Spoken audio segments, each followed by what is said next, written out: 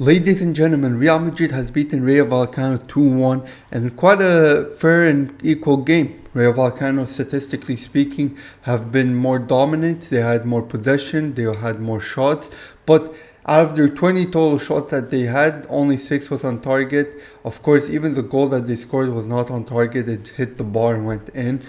To be fair, respect to that goal, that was an insane goal. But of course, in my opinion, all we had to do is just stick our foot in front. We had two of our defenders marking him. They just let him take the shot. Lunan couldn't have done anything, to be honest. But anyways, and also Real Madrid has taken their chances quite better. 10 out of the 10 total shots they've taken, they've hit 5 on target. That's like a better ratio than pretty much every other game that we've had. So it's good news. Vinicius' goal was absolutely ruthless, playing a circus game around the Rayo Vallecano defense and just pops it in quite nicely. And Mbappe's goal was also just a fantastic goal. He got a little bit lucky with the fact that the ball bounced back to him after cutting back. But anyways, fantastic finish. The standout moments that weren't too great, I would say, was Lunin and Asensio. They had a little bit of a miscommunication. Lunin was also off his line quite a few times. The clearest one was when Rayo Vallecano sent in a cross and Lunin came in to punch it away. He miscalculated. It went way further back. And if the guy who headed it just had it a little bit lower and on target, it would have been so much. It would have been a clear goal. No one was there. Lunin wasn't there. It was just an empty goal, a free goal to give away. And it's happened throughout the games a couple of times. So Lunin has definitely gotten lucky because we could have definitely lost this game for sure. No matter how well we played or no matter whatever else happened. And also, Asensio could have scored himself an own goal when passing it back to Lunin, which was very clear on what happened there. If you haven't already, you'd probably seen the clips by now. Generally speaking, Vinicius has done good. He's the standout player. Obviously, I think Modric got the man of the match. I didn't feel like Modric did too well. Recently, Modric has been not getting pinpoint passes properly. He's been giving up loose balls, making a lot of unnecessary turnovers. But, we can't question a legend like him. So, obviously, it's just a little bit of a hiccup. And he'll get back to his best self anytime soon.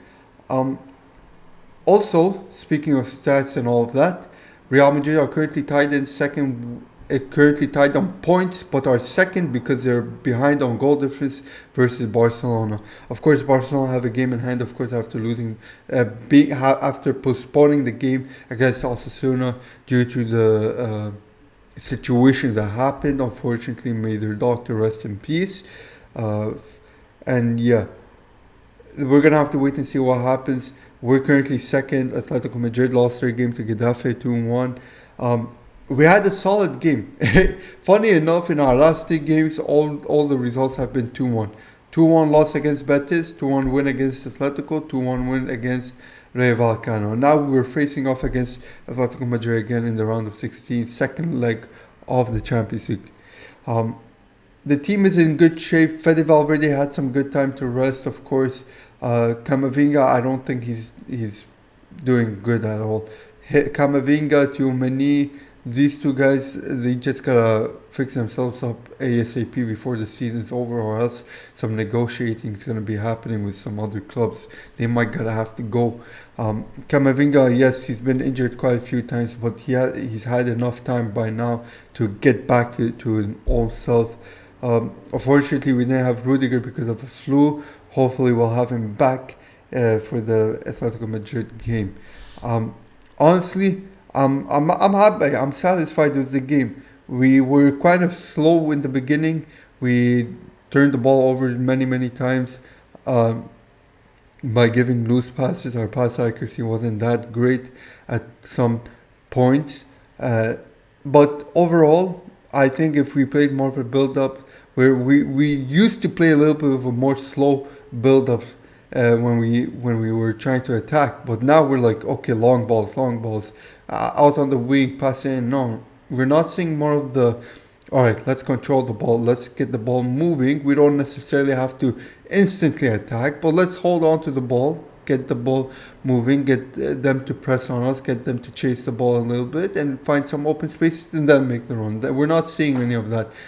Previously, we've been saying their slow build-up has been way too slow, and now we don't even have a slow build-up. We're just popping in long balls, so it's you won't always have a perfection of a game like that. You won't always see something like that every single time, but that is the expectation and the hope, at least from a Madridista fan. Anyways, let me know what you guys think down below about the game. It's pretty simple game analysis. Real Madrid just did so well. Statistically speaking, of course, again, Rayo Vallecano has had the better stats in possession, in shots, in pass accuracy. They've had 90% pass accuracy. We've had 88. They've had more fouls. They've had more corners. Literally anything you want, you can have it. Except of course the ratings. They have a 6.4 rating, whereas we have a 7.3 rating overall per team. It's a give and take. Anyways, hopefully the expectation is now Brahim Diaz has been rested quite well. Fede Valverde has been rested quite well. Camavinga should be good to go, hopefully, against Atletico Madrid. Modric obviously got his 90 minutes, so he won't be playing against Atletico Madrid. So it's going to be very interesting to see what happens. Again, Lucas Vazquez also, before I end this off, we got to pay a lot of respects to Lucas Vazquez.